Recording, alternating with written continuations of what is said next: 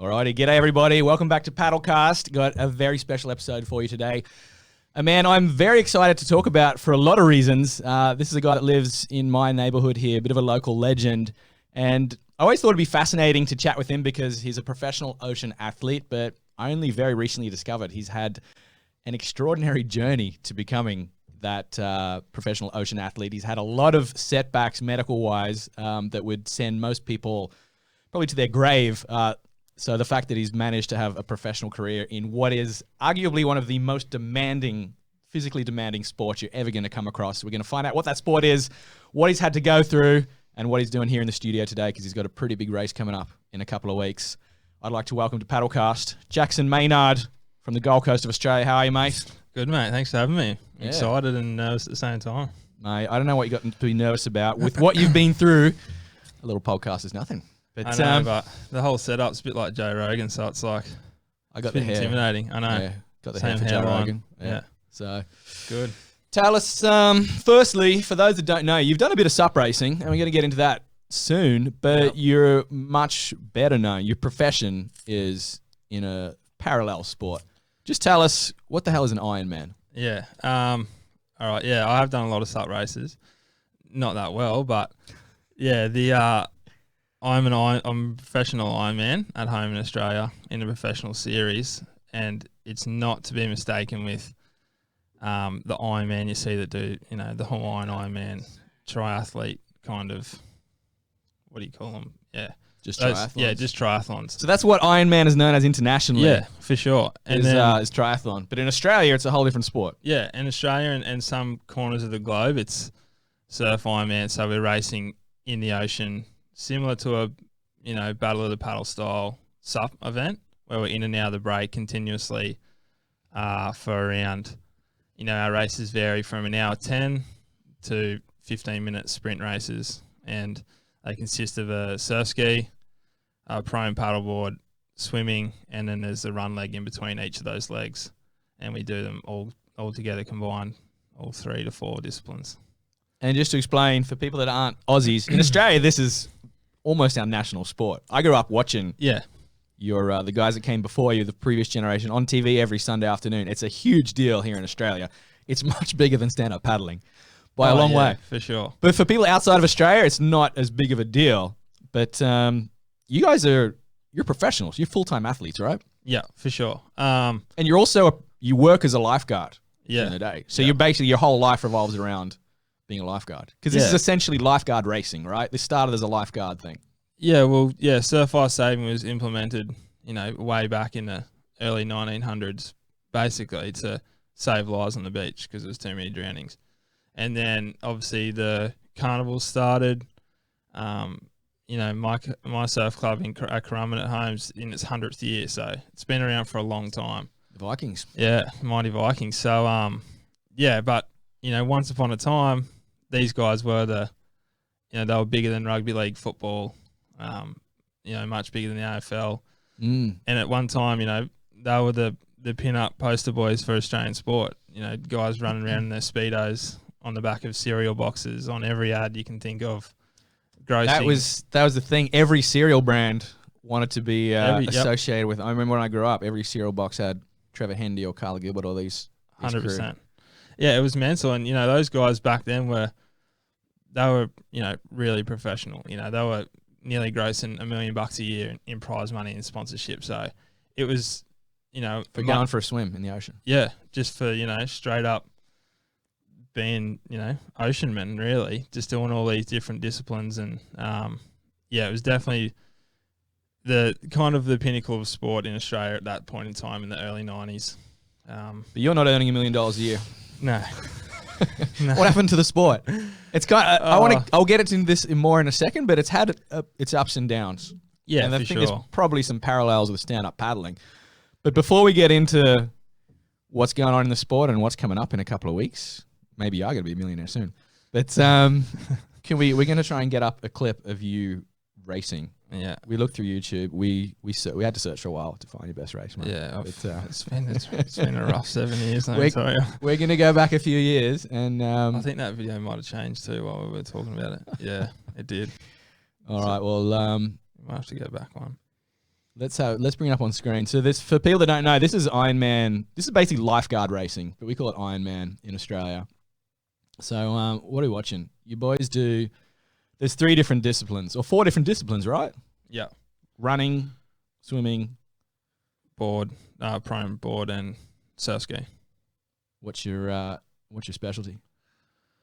Oh, probably either the prone board or the swim for sure. Well, speaking of swim, I know this was one of your Stallo races. I think this is actually the wrong round. Are we going back? I think it just like played out and then we have to go back. All right, let's look for another one. No, that was it, mate. Was it? Yeah. Oh yeah. Had a shitty. There we go. She just didn't have the. Here you go. All right. So this is the clip I was looking for. So basically, you boys are doing prone paddleboarding, surf ski, a bit of a beach run, and the brutal looking one is the swim. Yeah. At least in my opinion, because I'm a terrible swimmer. This looks harsh. Yeah, it's And that's you leading the field out. That's Shannon. I'm probably sitting in like 3rd right here. I just got hit by that thing that went around the cans. This day was actually about 10 degrees. Cans are boy terms. Boys. The non-Aussies. The non-Aussies, yeah.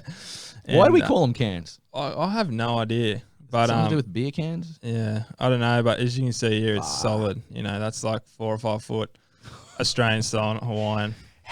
And this was your magic wave, right? You hold this all the way. I hold this. I'm kind of on the right here, and just I kind of keep my head down a bit longer than everyone else, and get through the field and hold my breath a bit longer. On the right there, look at this. How are you swimming on this thing? Yeah. It's like you're doing a swimming down window. That was just a bump. Yeah, it's years and years in practice, mate. Like it's. Can you give me the cliff notes? How do you actually? What's the technique? That one I'm trying to keep like super streamlined, similar to what like Michael Phelps will do in the water, in the pool. The harder and stiffer you are with your arms in a streamlined position, the further you're going to carry on like a green swell, or you're going to pop out the front of a white water.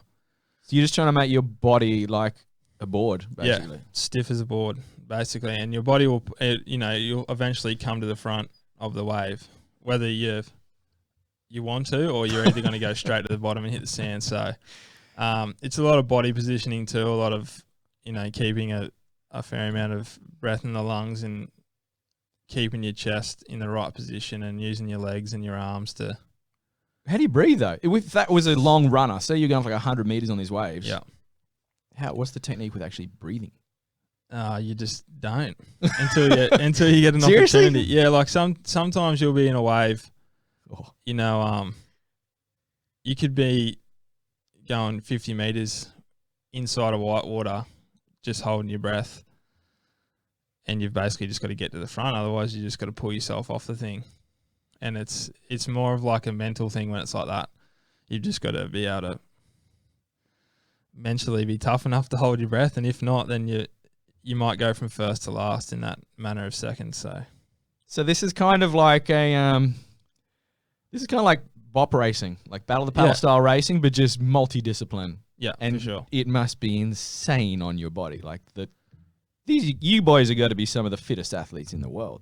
Yeah, and then you take into account, as you can see me at the front of the boys just behind me, they're waiting, they're getting their legs up, going under 3-4 foot waves.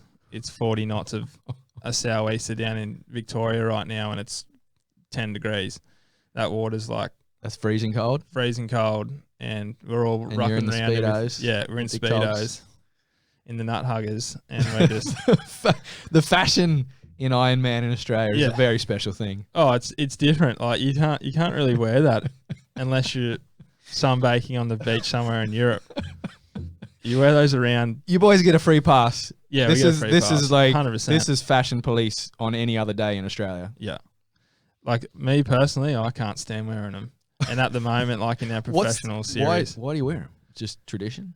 Oh, just tradition. Yeah, like now this year and previous years, we wore like jammers, like skins. So you wear, like covering up a little bit of your legs like there. boardies, but they're tight. Like spandex kind of, but they're. Let's skip ahead. Where do you what's after the swim? So you're swimming for like 10 minutes in the ocean, and that's just what, a third of the race? Yeah, and then he's racing about half hour. Yeah, this one's about a 40-minute. Whoa. I think it's about 40 minutes, but this is kind of And like then a transition. You got everything lined up on the beach. All the skis, which are massive. They're basically like ocean surf skis. Yeah, They're like a little bit 18. special. They're like an unlimited stand-up, 18 foot. And you got, so here's the prone leg. So this is a 10-6 prone. And these are little prones, right? These are kiddie prones almost. Yeah. So the ones that guys will do the channel on are unlimited, same as sizes as a surf ski, 18 foot. Yeah. And then you have your 12-foot prone, and then you have your 10-6, which are more designed for going in and out of the waves. Yeah. Because let's be honest, if I tried to take an 18-foot prone into some 4-foot swells, I'm pretty sure my rudder would snap and I'd be swimming more. So here you go, mate. Look at that.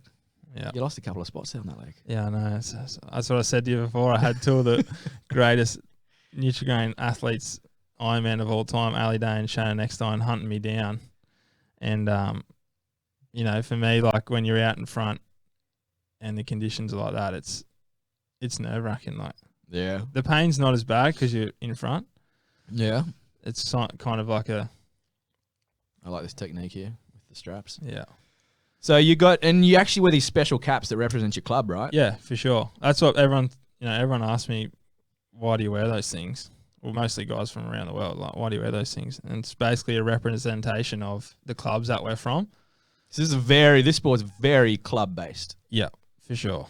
Like, You don't compete. You compete individually, but you're essentially competing for your club a lot of the time. Yeah, at the Australian titles, state titles and whatnot, we are racing for our club. In this, we're kind of individuals. Mm.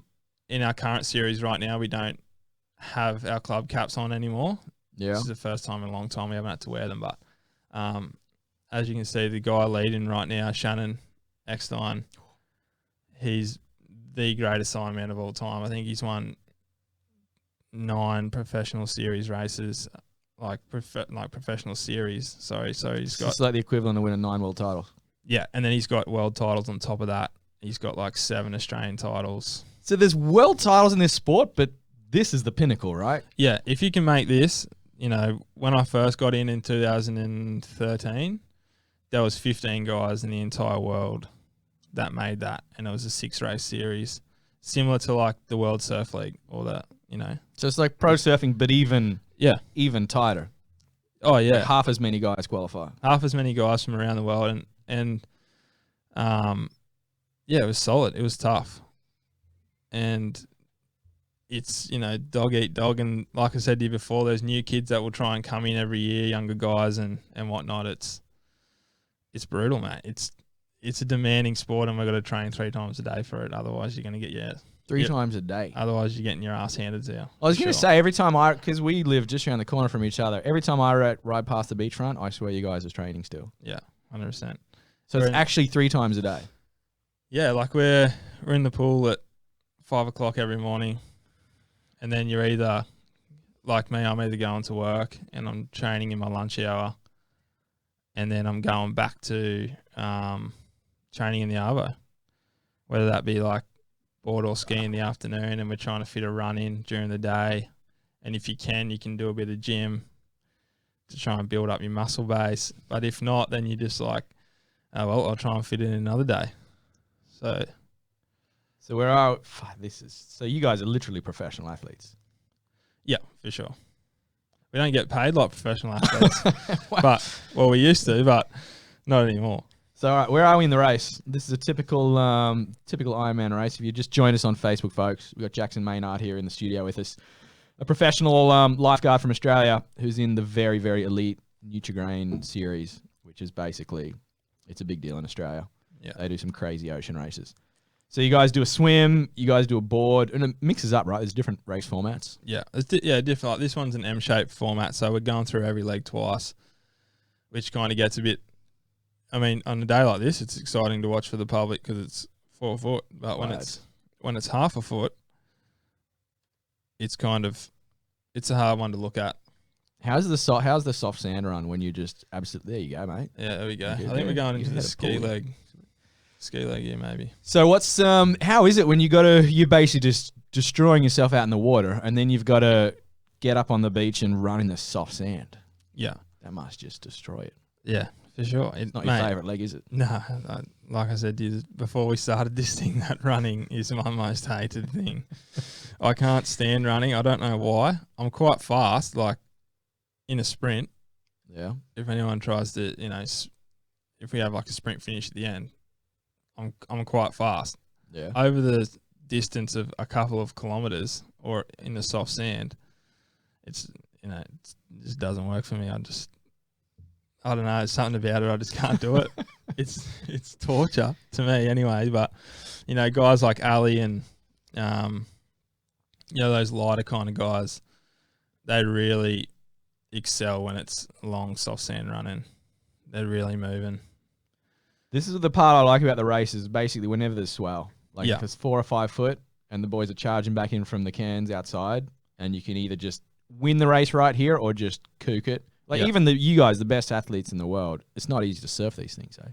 No, for sure. Like the littlest bit of white water gets under the rudder of a ski, and the thing's just going sideways, whether you like it or not. Like you've got no control once that rudder's in the turbulent section of the wave, and it's 18 foot, 18 kilos of ski. That can't, and they look super unstable. Yeah, like let's look at Ali right now. He's about to fall in, and he's done a hell of a job to stay on that thing. Wow. And then you got to pick it up and carry it around the flag as well. That's just cruel. Who invented this? Yeah. All right, let's skip ahead because you have a big finish. Mate. Oh, look at that, mate. Looking good in those Speedos. Yeah. That Paulie? Yeah, that Paul. All right, let's skip ahead to the final leg because you have a bit of a heartbreak finish here, don't you? Yeah, I kind of get...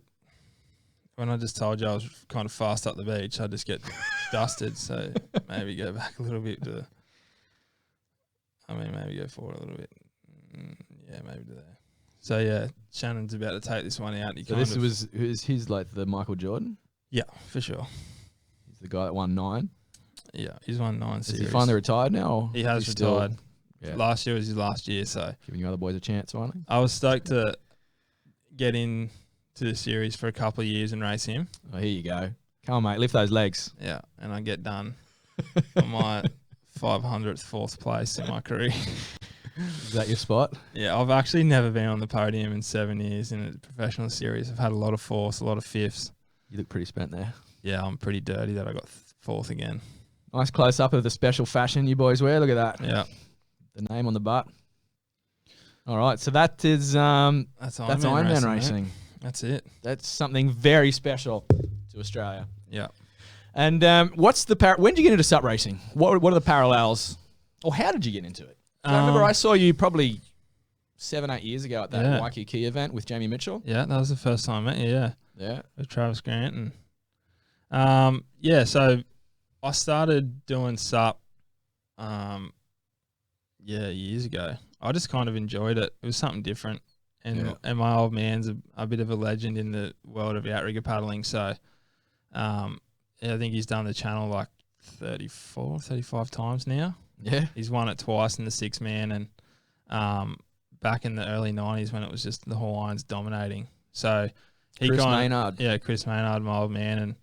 And he kind of gave Trav the opportunity to come to the outrigger club and taught him how to steer, and basically Trav's like an animal now. He's won the channel. So your old man taught Trav how to paddle? Yeah. Travis Grant? Yeah. When Trav was a junior, as a young kid, 16, he come down to the outrigger club, and he was in the surf club as well as a kid, and he just wanted to try something different, and Dad taught him everything he knew, and they've done the channel together heaps of times, and guys like Jamie Mitchell were paddling in the team back then.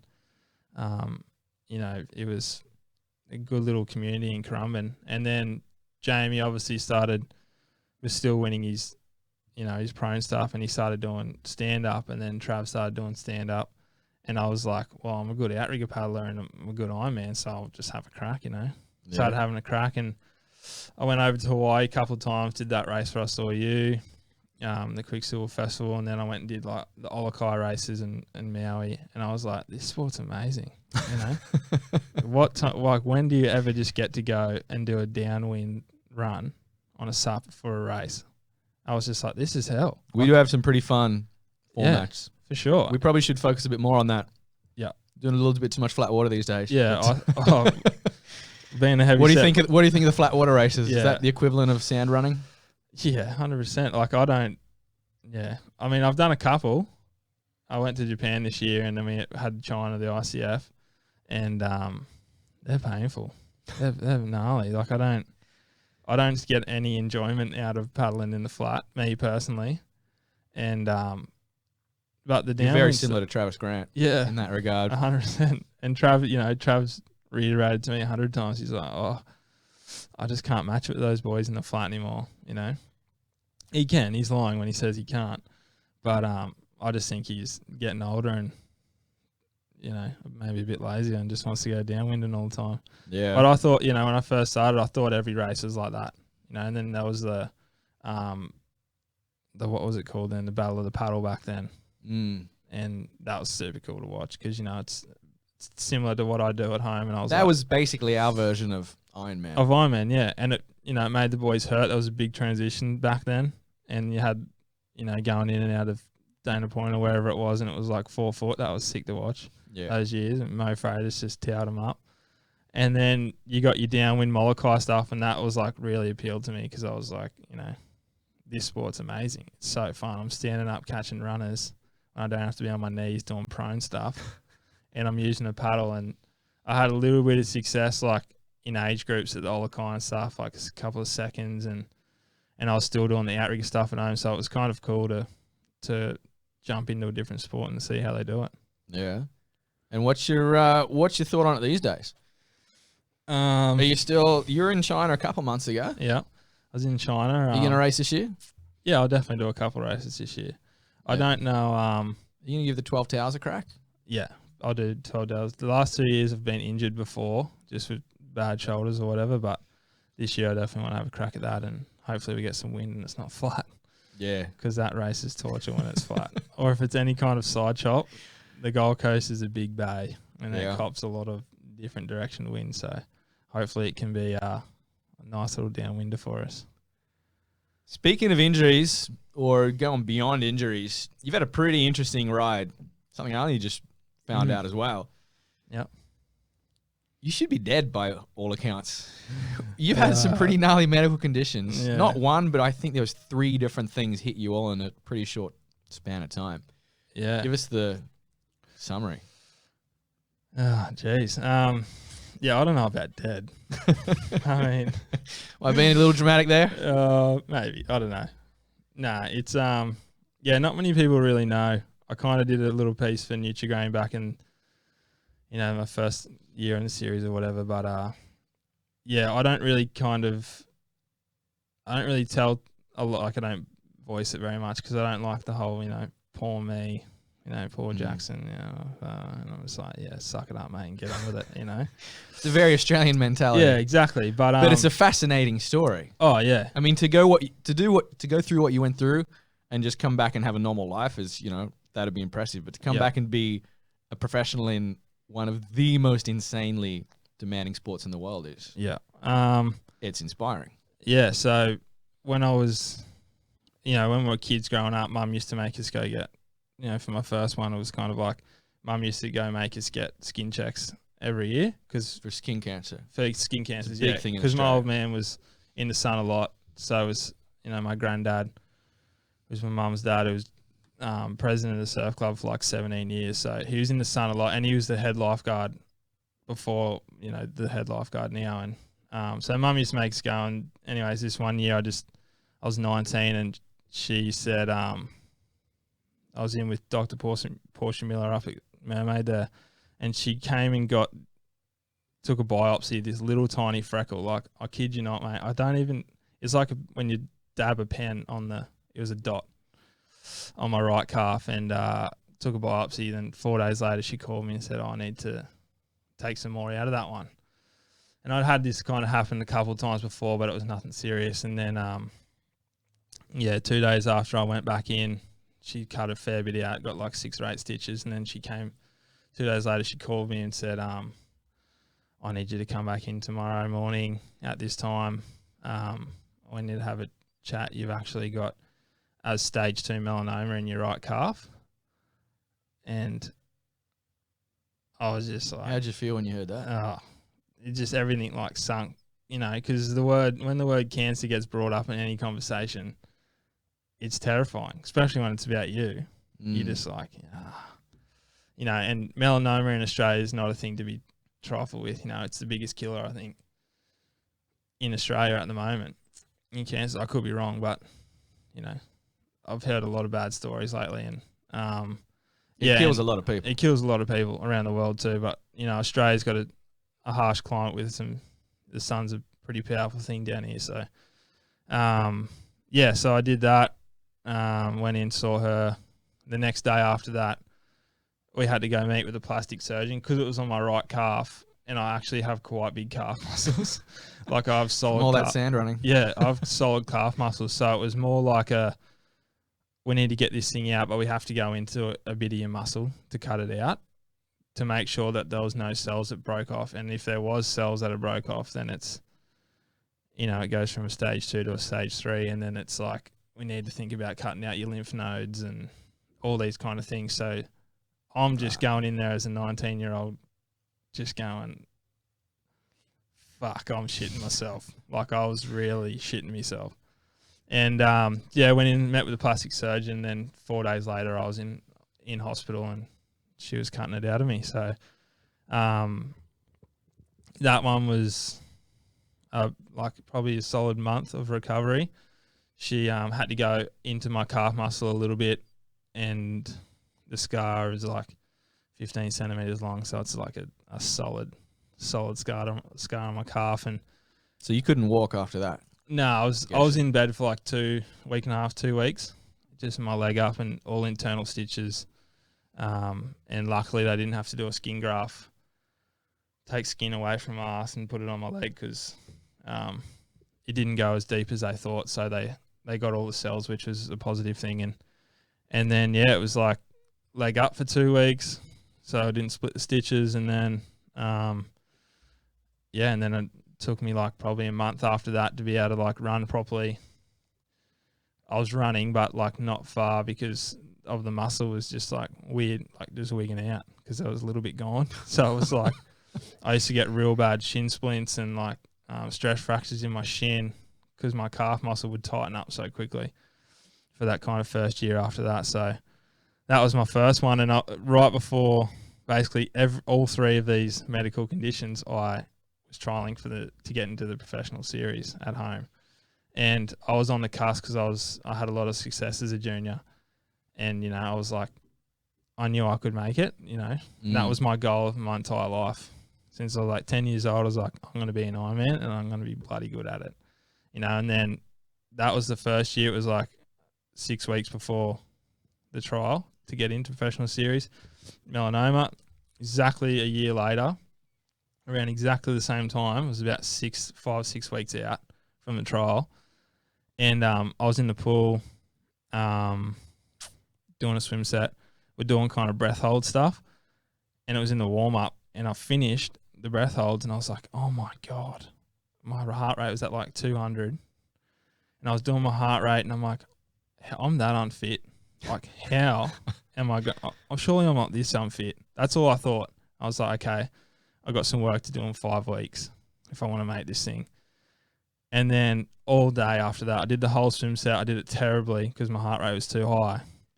Couldn't get it down. All day I was walking around with a heart rate of like 200, 180 all day, like until I went to sleep. And it had happened to me before at school, like just for like 15, 20 minutes, like super erratic. And I just thought I hated maths or English or something. And I'd just be like sitting in class going, oh, what's going on here? Super high heart rate. And then that night, I obviously told mum and dad. And then my dad was like, let's try and get some sleep, calm it down. And if it's bad in the morning, we'll go straight to the hospital. And then I woke up and didn't really sleep. Woke up and was still at like 180, 200. And I didn't know what was going on. So we went to the hospital, and at the time I went and saw a sports doctor from the Titans because my uncle at the time actually owned the Gold Coast Titans. So it was convenient for us to go straight into hospital to see him. The local rugby team. Yeah, the local NRL team here. And so that was kind of easier for us to do than go through the whole system. Went straight in. Saw a cardiologist, Dr. John Muley, and we did a lot. They did a lot of tests because they didn't really know what it was. Mm. And then he walked into my room and was like, "Oh, I know exactly what it is." And I was like, "Well, thank God, because I've been in here for a day, shitting myself in this bed. Can you tell me what's going on?" And he was like, "Yeah, you've got this syndrome called Wolff-Parkinson-White syndrome, or WPW." And basically, like I explained to you before the show, everybody has 3 electrical nodes in their heart connecting the top and bottom chamber, and I had a 4th one that went reverse back up into the top from the bottom. So it basically makes you speed your heart, makes it go like do double what it's supposed to. And is this a pretty rare condition, or is this common? I haven't really heard too many people that have had it. I'd never heard of it before. No, I think like 1 in 30 people around the world have it, but they don't know. And because I was training at such a high level, and your body's so in tune with what's going on, you can feel it a lot more, and it brings it on earlier in life. You normally get it when you're over 60. Yeah. If people do get it, And then basically a week later, I was in hospital to have heart surgery, and that was terrifying. So you're what, 20 years old at this point? 20 years old, yep. You were 19 and you had cancer cut out. Yep. You're 20 and you're going in for heart surgery. Yeah. And you're one of the fittest blokes in the world. Yeah. Yeah, when you put it like that, it sounds pretty heavy, eh? It was. Yeah, and then you weren't done. No. So I went and had an ablation on my heart. So I was lucky it wasn't open heart surgery.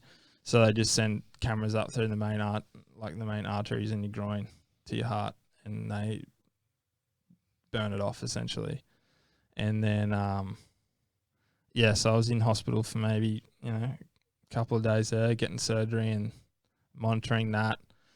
And then a year later, or 10 months later, I was in the movies with my mates on my day off, and I was like, my heart just went like way crazier than before. Like I can't explain what it's like. It's super erratic, super slow, and then it's like stops. Like it feels like it misses a beat, so it restarts again. And I was like, oh no, here we go, this thing's come back. And I knew if the WPW come back, it was like proper open heart surgery to get this thing fixed, and I didn't want that. And then went to hospital, was in there for a day, and they told me I have atrial fibrillation, which a high percentage of the planet will have it when they're over 60, and mostly 1 in 3 people have it when they're over 80, but I just decided to get it when I was 20. And so it wasn't bad enough for me to have surgery on that one. So I have medication that I have with me at all times that if I do have an episode, I take that tablet. And I'm still got that one now. Did you ever think you were going to make a comeback into? No. There was times there when I was, I was just super down all the time after those ones. I was like, How long were you out for? What was the recovery? For both of them, the 2 surgeries, it was like a month and a bit, before I started really getting into it. The heart one was different because it was more like you've been hit by a truck for a long period of time, for a couple of weeks, and that stuff messes with your body. And but there was times where I was like, all right, the dream's over, mate. You might never make the professional series. And because I wanted to get into it so young and I had the opportunity, and these 3 years where I thought they were probably my best years as a young guy, because you don't feel pain when you're a kid, right? Well, you do, but not when you compared to when you get over 25. So this is all happening in your peak, basically, like when you were going to make your assault on this. Yeah, when I was going to make pro my series. Assault. Yeah, like I'd got 3rd in the Open Australian titles that summer, and I was like, here we go, like let's go. And I was ready to go, and then all that stuff happened, and I was just like, oh, all right, it's over, big fella. Like, let's just try and make some finals and get back. And I was feeling pretty down for myself, and then my old man was kind of like, Dad can be pretty blunt when he wants to be because he's old school, And he was like, mate, suck it up, you know. There's always, and the one thing that he said to me always sticks with me forever is like, there's always someone worse off than you. You know, no matter what you're going through, there's always someone that's doing it worse. You know, whether they're actually dying of cancer or they've got, you know, they're living on the street or, you know, there's always someone worse off on the planet than yourself. And he's like, look what you've got, you know, look what you can still do. Just man up and have a crack. So then that following year, I was like... Your dad sounds like the most Aussie guy. Yeah, he's super sympathetic, but at the same time, he's like, you know, rip in, mate. Stop being a pussy. And so was my mum too. My mum's a tough lady, you know. She's the sweetest, most gentlest person, but you know, Mum, I'm sick, or like, no, you're not. You'll be fine. Come on, let's go. And I probably wouldn't be the athlete I am without them for sure, but. That following summer, you know, with their help and got me to training and whatnot and helped me get through it. And Kelly Margits was actually my coach at the time before really he was into his massive sup stuff. And, we trained hard and put my head down and bum up, and I made the series that summer. Wow. Yeah. So I kind of achieved my goal of what I wanted to do when I was a little kid, but it was for a while that was a bit dicey. Was it impacting your performance? Like, did you have to hold back at all? Do you ever feel when you're out there and you know your heart must be redlining, you're like, shit, maybe I shouldn't be pushing it? With the one I've got now, I don't think it will kill me. I mean, there's chances of it like stroking you out, like having a stroke, but that's pretty rare in a fit person. I had a couple of episodes a couple of months ago where I was like, had to go see my specialist again because I had to take the tablets, and it kind of knocks you around a bit. But yeah, other than that, I don't really think about it. You know, if it's going to kill me, it's going to kill me. Yeah, I'm always doing paddlebacks for myself, or, you know, I'm in the middle of the ocean with nothing. So, I mean. So you clearly haven't let it stop you.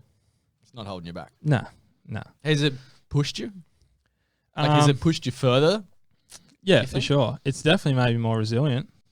Definitely. I think some weeks when I'm just being a sook and I'm like, oh, this is tough, and, you know, whatever. And then, you know, dad or someone, you know, my coach, Michael King, who's an amazing coach, will just be like, you know, really? Is it that bad?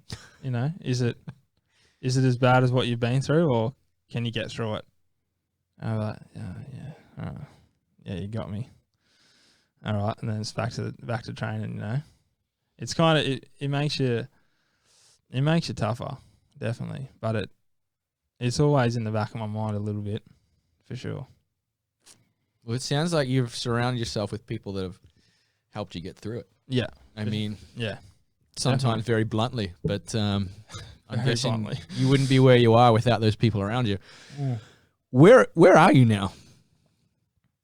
Where am I? What's the deal with this? Because we talked earlier about in the 90s, people were, you know, these athletes were basically millionaires from this sport. It was a massive, big deal. Massive, yeah. What happened to the sport? Where is it now?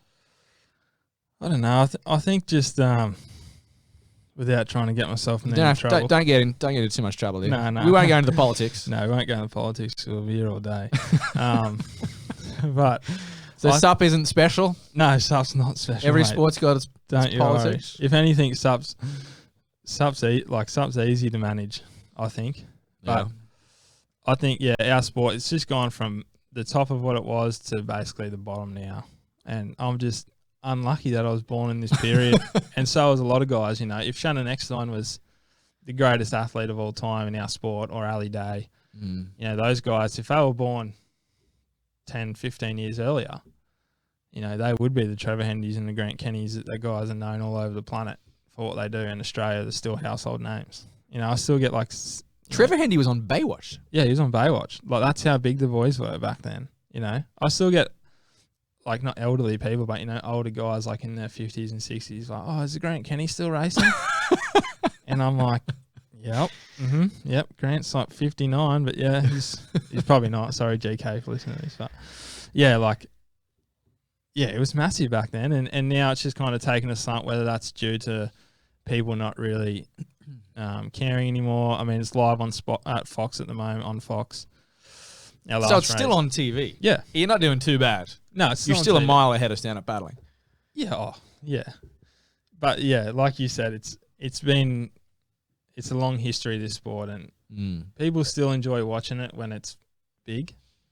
Yeah. But if it's dead flat and we're doing an hour 10 Ironman, it's kind of punishing to watch. It's like watching a flat water race in, I don't know, Germany or something, and it's a 15K race, and Boothie's gapped the field in the first 5K, and you're like, all right, well, what am I going to do to Savo? Like, start thinking about your day, because you're like, I don't know if I can watch this anymore. You know what I mean? That's what it's come to in the Australian public, and I think too, social media's had a lot of impact on that. The attention span of people now is a lot smaller. Like when I was a kid, I used to videotape every race, watch it religiously over and over and over. Yeah. Watch Zane Holmes and Shannon and Kai Hurst, guys just going mental and just try and mimic what they did. But now it's like, oh, can this be shortened down a bit? Like, you know, can it be a 15-minute race? And can we just do it? Can people just do it once? And if it's 5 foot, that'd be sick to watch. But if it's not, then don't worry about it. Yeah. That's what I think. And I think the marketing side of our sport's really dropped. But, I mean. So what are the parallels? You're a professional Ironman, lifeguard racing. You've dabbled quite a bit in sup racing. Yeah. Where are the similarities? Like in terms of what happens to the structure of the sport. Like what can we learn from surf life saving? I think surf life saving's got such a big base because of our junior programs. Like our nippers, which is like junior surf life saving. You start when you're 6 years old and you go the whole way till I'm nearly 28 now. So that's a longevity in the sport, and you learn as a young age the fundamentals of it. I think the sup paddling's so new that it's only really appealing to, like, correct me if I'm wrong, but the mid to older generation. Because we've definitely struggled getting kids into this sport. Yeah, definitely. And that's the one thing I notice when I go to sup events. I'm like, oh, there's no kids. Or there's no kids there watching. There might be, because their parents might be involved in a masters race or whatever. But when I turn up to a professional series race on the beach, it's just kids. Like, they're losing it. Kids watching. Yeah. They're just like hanging over the fence, want to be high-fived, autographs nonstop. Like, it's like they're their idols. And I think that's the one thing that SUP doesn't have is is a big youth base looking up to guys like Boothie or Lincoln or Connor Baxter or Kyle Lenny, those guys. And to me, it just appeals to, at the moment, to the guys that are like over 30. Yeah. Yeah, I'd totally agree with you there. Yeah. We definitely need more kids. I think that's the only two differences I can see. I think sup paddling's a super hard sport. Like, I really do. I mean, you think that I do 4 disciplines within a race, but I still hurt probably more doing a sup event. Yeah? Yeah, 100%. You mean it's more taxing? More taxing on my body. I don't know if it's on anyone else's, but I'm sure the SUP boys would say the same if they had a crack at the Ironman. Oh, 100%. Ironman. But that's just a different, I've been doing that since I was 6 years old. So for me, it's not easy, but I mean, it comes easier. Whereas paddling on a SUP, I'm standing up, my lower back's killing me, my legs are killing me, my lats are trying to, if I want to make a move on a SUP, I've got to think about 8 different things. Where if I'm paddling on a ski, I'm just like, all right, I'm lifting my rate and I'm going. Yeah. But on a SUP, it's more technical. It's harder on the body, I think, standing for well over an hour some days. And you do the channel and it's like over 3 hours. So yeah, our races are long. Yeah. And then you do what you did with the Yukon and the 11 cities and stuff like that. And then you're just like, what is wrong with you? I'm not doing that. You're not coming to Canada? Nah, I would love to. It looks like an amazing event. Trav's joining us in the boat. So I might actually have to go see your old man and get some tips because I never bloody paddled sitting down. Yeah, well, go see my old man. He knows what he's doing. But yeah, that kind of those ultra races, what you guys do, I don't. It appeals. Doesn't appeal to you? No, it does appeal to me, but You're just not doing it. no, I just know that my body wouldn't stand up against that. But yeah, like I think the first time I realised SUP was such a hard sport was my first APP race in Japan, probably like 4 years ago now. Yeah. Or 3 years ago in Enoshima. And I actually rang Trav and said, hey, Trav, I'm going to APP in Japan. I was like, how do you reckon I'll go? You know, and he was like, oh, you're going to get smacked. Straight up just said to me, no, mate, just be prepared. Trav's very Aussie as well. Yeah. Trav is a very straightforward guy. Yeah, he is. And he just straight up said, look, mate, you're going to get your ass handed to you. You're going to have to deal with it. And I was like, oh, okay, shit. Righto. So I went there and it was just so happened to be, it was 40 knots of dead side wind the entire time. And I was having the worst day. Like it was just, I finished that race and was like, oh, well, that's SUP for me. I'm not coming back to this thing. Because I was literally in so much pain. Like my whole body was screaming for an hour. Yeah. And then Boothie, talking to Boothie afterward and Lincoln, and they were just like, oh, man, that was so hard. That was one of the hardest ones we've done. And I was like, oh, thank God. All right, well, I might have to. And then I took some, So you didn't retire at that point? Nah, I took some definite time away from the sport, that's for sure. Yeah. Reevaluate if I wanted to do it again, but. What's been your funnest SUP race? Funnest one? Your most enjoyable or your best? Oh, it's got to be like the Olokai for sure. Yeah. That Straight thing's downwind. straight downwind. It's like the best downwinder in the world, probably. Is it? I don't know. It'd be It's close. right. It's just bang on there. It's a But good one. either that or the Battle of the Paddle style ones like them. Like China was fun. The ICF's. Imagine if that race had waves. Oh, God. That would have been the bop again. yeah, exactly. It would have been like, those years that mode kind of got away, and they're the best ones to watch. And I think like if you can keep doing those with the surf races, with the beach starts, with the finishes where dudes are sprinting each other up the beach and girls are like, there's 4 chicks on a wave and they've got to get off and run together. It's just exciting viewing. Yeah. And that and the downwinding I think is super cool for people to watch. That might just be me because I like that stuff. But I like watching guys, pick their line and get the little bumps. And it's kind of hard to do as downwind, right? Because it's so spread out. It's hard to cover it. Yeah, hard to watch it. So for someone in my position, but the bop races are amazing. They're the easiest races to cover. You don't need a boat. You're just standing with a good camera on the beach and you can cover the whole race. Yeah, 100%. And it's very exciting. Yeah, it's good to watch. But speaking of bop style racing, there's a very special race coming up in a couple of weeks, just a few hours up the coast, on the sunny coast. Iron X. It's the richest race in the history of stand-up paddling, at least in Australia. It's not purely a SUP race. You'll tell us the format in a minute, but there's 100,000 Aussie dollars on the line. It's almost the richest race in the history of our sport. In SUP? Yeah. I mean, Aussie dollars are kind of monopoly money. So I think Red Bull's 75 US. I think it's just over it. But basically, I'd say this is probably the second richest race in the history of anything to do with SUP. Okay. And no one outside of Australia would probably even heard of it. But what is Iron X? So basically, they've just taken our Ironman format with all 3 legs. So what we were watching earlier. What you were watching earlier, and put a SUP leg in there. And instead of what you saw before, where we were running around in the soft sand, they'll have CrossFit style transitions. So that's like tire flips, monkey bars, dead ball throws. It's like you excited about that leg? Cargo nets. It's pretty intense. Like what they're trying to make us do, but I'm excited. It'll be good. It'll be like I said to you before, I don't know who's going to win. I've got no idea. Well, there's zero form guide. Yeah. This is 100%. basically crossing over two parallel ocean sports. It's never really been done. There's been kind of similar. That Waterman race in Hawaii was a little similar, which you won, I think. Yeah. You beat Link there. In 2012, one of your first ever race. Okay, yeah. So basically, you combine these two sports. You've got the world's best ocean paddler, like Ironman paddlers, and you got a handful of the world's best SUP athletes. Yeah. Boothie's going to be there. Link is going to be there.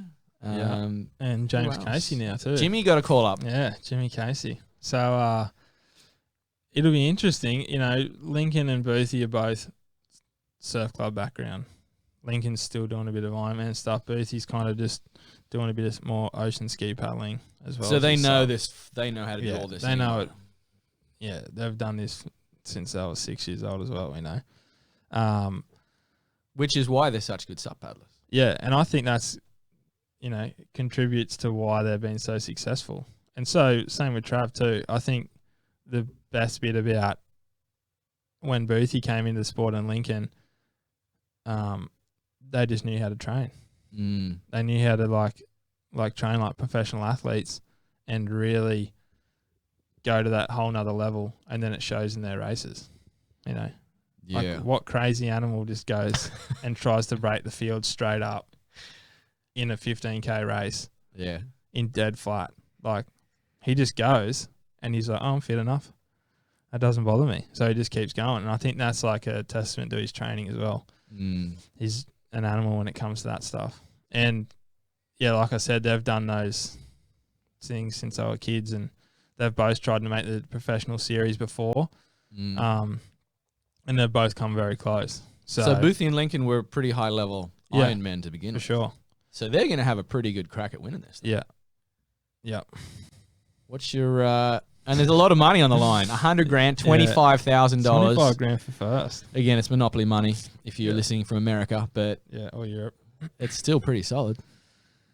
Yeah, it's massive for us. It's basically that's like 6 months of an average wage in Australia, of a good average wage. Yeah, for sure. Yeah, it's big money. It's big risk in running the event too. I don't think anyone knows how it's going to go. Tell us about that for a second, because there's a bit of controversy. You don't have to go into the saga that went down on Facebook or wherever, but there was a few people that weren't too happy about SUP basically coming into what is a very, very traditional sport. Yeah. It wasn't taken very well when Surf Life Saving decided to put a SUP and CrossFit into a traditional Ironman style races, but without getting myself in trouble again, it is what it is. I can't make the decision for them. They can't make the decision, and no matter how much we don't want it in the professional series as this style event, I think it's an amazing format as a one-off, and maybe a one-off race every year. I'm not sure, but that's the thing. Nobody's seen it. No. Well, like I said to you, I don't know how it's going to go. I might think these guys are going to kill it, and then it's just like a total random dude comes out of nowhere and just wins it. But because, you've got this CrossFit stuff in it, so it's going to play a lot of factors into how badly that stuff really hurts you. Are you still doing the, wasn't there going to be like a breath hold? Yeah, there's still a breath hold between each swim. So what you saw on TV then, what you saw in the Ironman racing, when you get to the can, there's going to be like a roped section, like two kind of buoys, 20 meters apart for the men, 15 for the women. And you've got to turn that can, like you just saw, hold your breath underwater for 20 meters, come up, and then swim back in, and then do that twice. Swim back into the beach, then all the way back out to the can and do it again. That's in the swim leg. Are they basically just making this as hard as possible for everyone? As hard as possible, yep. This sounds brutal. I know. And if you don't complete that section underwater, you've got to do a 100-meter penalty swim. So, I mean, that's what I mean. This just sounds like one of those Ninja Warrior or something shows. Yeah, it just sounds like it's designed to absolutely wreck you. Like, that's what I mean. You don't know what it's gonna take on your body, the toll it'll take going into the Ironman legs. Like, us guys might be super, well established in the Ironman world, but as soon as we do this stuff on the CrossFit, those legs that we're really good at might suffer a lot.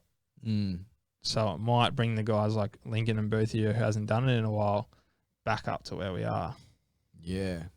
Because, our swim or our ski or our board might not be at the level that it should be because we're really hurting because we haven't done these things before. Yeah. But hopefully it hurts them just as much as us. Have the boys been practicing SUP? Because there's 12, 14 athletes, 14 men, 14 women. Yep. And I'd say 10 of them are pure Ironman. Yeah. Have they been practicing SUP?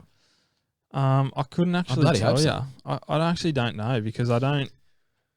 It's not like SUP where you boys train together. You're just in your we're all at individual our clubs. different clubs. Yeah. So there's like 15 clubs along the Gold Coast, and Just on the coast. just on the coast. Yeah. How many clubs are in Australia? You'd ask me some question like this.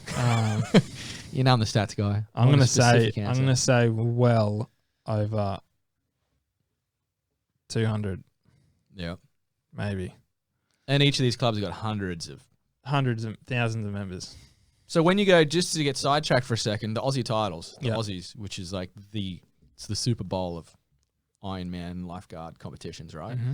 How many athletes are competing in that week or so? It's It's like an Olympics, yeah? yeah, it's like over 7,000. Wow. 7,000 athletes. And that's just the ones that qualified all the way through to the Aussies. No, you don't have to qualify. No? You can just turn up. So how many people would participate in this sport on a semi-serious level On a semi-serious level, around Australia? all 7,000 of those people Yeah. that come to the Aussie titles are like, they've been training all year. I Yeah. think. Yeah. Otherwise, you just wouldn't turn up, Some guys do it, or girls do it just for like the social side of it. Mm. But basically, everyone that wants to race at Aussies is racing to try and make a final. So to make a final at the Australian titles is a big deal. So there's 7,000 plus Yeah. serious athletes in this From sport. juniors to masters, the numbers probably go further than that. I don't know. Like, Because in SUP in Australia, you could, if we were being generous, you'd probably say there was 150 serious athletes in this Yeah. sport. I mean, there's plenty of people that just do it for fun, and they're not bad, but in the the ones that sport, take yeah. it seriously in Australia, be a couple of hundred. Yeah. So life-saving is massive here. Massive, yeah. And then you got like the nippers, The juniors, little kids from like 6 years old to 13. And I know for a fact like Currumbin's got over 3,000 nippers. 3,000. 300. 300. Over 300. It's not 3,000. 3,000. I was about to say, Jesus.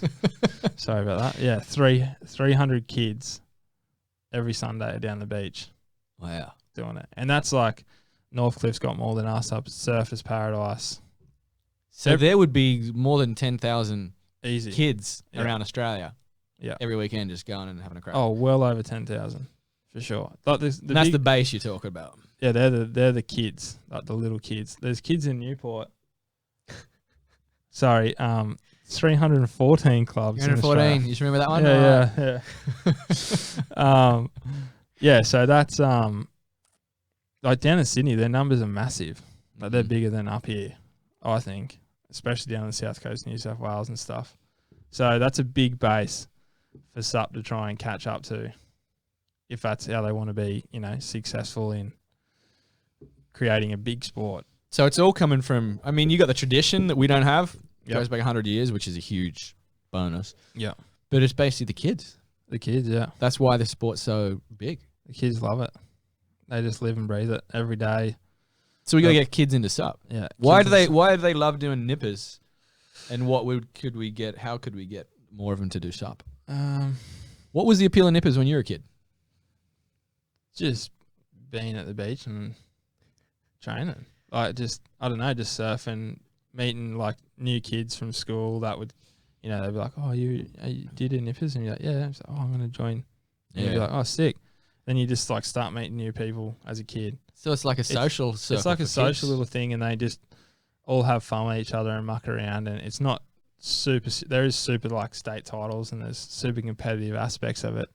But majority of those kids are there just to have a hell time with their mates. Like it's just like a Sunday morning. You rock up down the beach. You start at 9 o'clock, and it's you just break off into your little age groups, and you got all your buddies with you, and you just going in and out of the waves, catching waves, finish, and you get like a can of Coke and some lollies and a bacon egg roll. And your parents are up there like socialising with the other parents, and it's kind of like a little community kind of thing. And that's how you just, if you want to take it a bit more seriously, you can. And then you can go to the training sessions of a Monday Wednesday or Friday arvo or swim training, and it's kind of like what I was doing when I was a kid. But that's how they build such a big base and they keep everyone so involved, is because they just, it's just friendships and it's just a community of people. And you have these amazing, there's an amazing thing that SUP is going to struggle to ever have, which is the surf clubs themselves. Yeah. Which are like for the whole town, that's a gathering point. Like our one down here in Currumbin is very famous because it's built basically on top of the ocean. It's on a rock on the sand. That one's different, yeah. That's a pretty special clubhouse. Yeah, it's basically in the water. Yeah. On the king tides? On the king tide, like this morning, it's in the water. And then when it becomes an island, right? Yeah, and when you have a cyclone, you can't get into the joint because there's 2 foot of white water coming through the car park. I'm going to just try and keep telling me about that. I'm going to try and bring up a picture of this because this is a very, very special club down here in Currumbin. It's I ride past it every day on my way down here to the studio, and you train down there basically all day, every day. All day, every day. But that's a very special thing, not just for the athletes, but the whole town. Everyone goes down there. Like there's a bar and a restaurant and everything. It's like the focal point of Currumbin almost is Currumbin Viking Surf Club. Yeah, and I think every little town will have their surf club, and whether that's Chugan, Snapper, down at Rainbow Bay down there, up at Surfers Paradise. It's kind of a place where everyone from the area just kind of, like you said, just hangs out. There won't be many days that I don't go up to the restaurant if we go up there for a beer with the boys after training, or go get a feed with someone that I don't know at least 10 people in there. Whether they're old past members that are just old boys having a catching up for the beer every Friday night or whatever they do. There's plenty of them down there. Or they're just going for a feed with their family. Like it's like a proper community, and every person from that community will use that club as like a little base. Like, you might get a text message from like a couple of guys you haven't seen in a while. It's like, where do you want to go catch up? You're like, let's meet you at the Surfy. And then it's like, all right, see you at the surf club. Yeah. And that's just where you go. So that has a huge flow-on effect, I'm sure, to the health of your sport, right? Yeah. Like you got a lot of bases in that sport. A lot of bases, yeah. And the surf clubs they generate a lot of money too.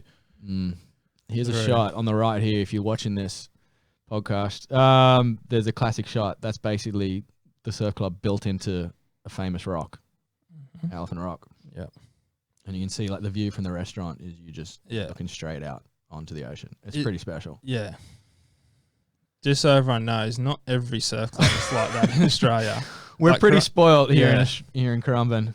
Like it's pretty spectacular place to have a surf club, and you would never ever get a permit to put a club there. Yeah, look at that. Yeah. It's like when my granddad was president, way back when he joined in the early 40s, there was just a tin shed on the rock where the club is. That's how they always just go down there and swim. Yeah, look at that. That's what happens in a cyclone. If you're watching this, you can see basically the surf club becomes an island. They have to shut the place down. If anyone got a bit drunk the night before and took the courtesy bus home, their cars get flooded.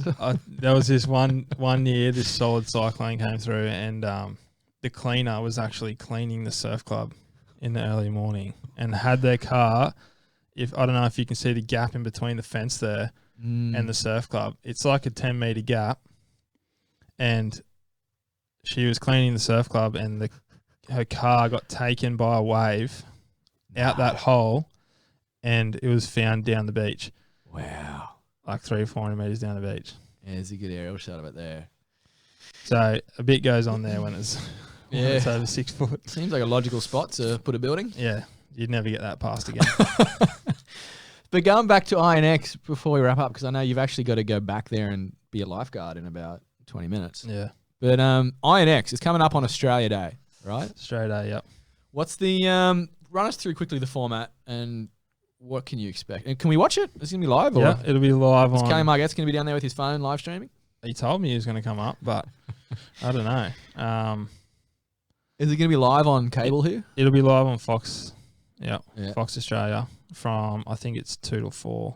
You reckon we'll be able to share it or watch it or like replay it for everyone around the world? Yeah, it'll definitely be replayed somewhere. I couldn't tell you where, or KO on your phone. So it's sports up in Australia. What is it? It's basically 2 weeks from today, 2 pretty weeks. much. Yep. It's Monday 27th. Yep. So like I said, it's a different event. We've never done it before. I don't know how it's going to go. I don't know how I'm going to go. But I'd say you got to be one of the favourites, mate. Yeah. Don't be modest over there. You've been paddling now on a SUP for 8 years. You've competed against all these boys. You're not at Boothie level, but you're not far behind. And then in the Ironman, you got to be feeling confident against those boys. Just a little bit confident. Yeah. Come on, mate. I don't know. I don't like saying that stuff. I'll say it for you. I reckon you got to start one as the favourites. I'm very, very curious to see how Boothie and Lincoln go because they do have very solid backgrounds in what you do. Yeah. But the fact that there's basically 3 legs that would maybe favour you guys and 1 leg that would maybe favour them, it's a little bit tipped, I'd say, towards the Ironman boys. Yeah. I guess the big X factor is, and the whole name of the event, IronX, is this crazy beach transition where you're doing like Ninja Warrior CrossFit and holding your breath and swimming underwater like madmen. But it's going to be very interesting to see. I'm very, very curious to see how it goes down. And I think it's very exciting as a SUP guy to see our sport kind of in this arena. Because like we've been saying all morning, your sport in Australia is fucking 100 times bigger than our sport. Yeah. Yeah, and I don't like saying that I'm close to being a favourite, but thank you for saying that. Well, there's only 14 of you guys on the line, mate. You can't. You're gonna crack top 10, I'm sure. I would hope so. If I don't, I should probably not start paddle anymore either. But you don't know how it's going to go, but it'll be interesting to see who does do well, and it'll be interesting to see how the event is run too. The actual, like I said before, there's been a lot of controversy regarding this race and the Ironman series. Personally, I'm an Ironman first, and I'm going to do this race to do it because I think it's exciting. Yeah. And whether there was $10 on it or there was 25 grand on it, it doesn't really bother me. I just think it's something cool because I love doing those different events all over the world. So, the CrossFit stuff's new for me. It's new for everyone. SUP's new for a lot of Ironmen and Ironwomen. And I think if they apply themselves and everybody applies themselves to trying to learn these events, it'd be like one of the sickest races ever to watch, right? It could be the beginning of a whole new sport. Yeah, it could be. Or it could be absolutely torture to watch and you don't know how it's going to go, but I've got my money on it looking pretty good. Yeah. And it, for the public to watch, it'll be exciting. It's going to be a different thing to see instead of, 20 guys just sprinting past you at a rate of knots in the middle of a soft sand leg. They've got to slow down and think about what they've got to do next. So, yeah. Have you been training? Do you know the exact format? We do. We've been given like a detailed brief of how every leg is going to play out Ahead of time. Yeah. So that's something SUP could learn from Yeah. sport. Not being Definitely. told 10 minutes before the race what you're doing. No. And that's one thing that's really cool. The beach stuff's pretty much set in stone. Yeah. And they've told us how long, how heavy everything is that we need to do. And then all the courses set up. So, yeah. Yeah. It's going to be interesting, man. It'll be sick. Callie's actually on the live stream here on Facebook. You just said, I'm going to jump down there with my phone if I can. Get a bit of BTS. I'm going to still be over there in France. So, Callie, you're going to have to be my little window into this event because I'm very, very curious. Yeah. It'd be cool to see how the SUP community actually reacts to it. And, I know the SUP community's got a lot of respect for us, the ones that know what we do as Ironman. And don't get me wrong, the Ironman have got a lot of respect for the SUP paddlers around the world. A lot of us have tried, and there's only really 2 that have taken it by the hands and run with it, which is Boothie and Lincoln, and look where they are now. So it's we've got a lot of respect for the SUP paddling, and they've hopefully got a lot of respect for what we do. So for the SUP community to get on board behind this would be sick. It'd be amazing to see how they react. Whether it's negative too. If they go, you guys look like idiots. Stop doing that. Wait, are you wearing the Speedos? No. Because that would get some shit, I'm sure. Oh, mate. If I rocked up in Dig Togs on a SUP board anywhere in the world, I think you're going to get a fair bit of abuse swung at you. Maybe in Italy somewhere you could pull that off. Oh yeah. Yeah. On the Riviera. Yeah, maybe. But yeah, no, we'll be in jammers for sure. Yeah. Yeah. Well, speaking of respect, I got the world of respect for you, Maynard. So thank Thanks, you for man. joining us here. I always thought you were an incredible athlete, but when I really heard about the shit you've been through, it's absolutely it's inspiring, man. Yeah. So thanks, thanks for sharing it with the crew on Paddlecast. And yeah. I hope Well, thanks for having me. I've been tuned in listening to your podcast for sure, and I think it's what you've done for the world of SUP is something pretty special. And if it wasn't for guys like you, I probably wouldn't be, keeping up with what it is and watching the races online and enjoying it. So thank you, mate. And hopefully it gets bigger and better.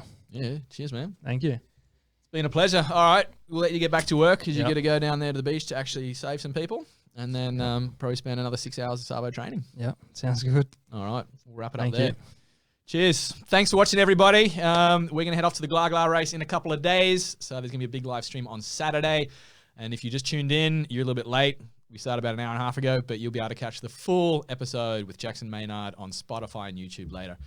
Thanks for tuning in, crew. We'll see you soon.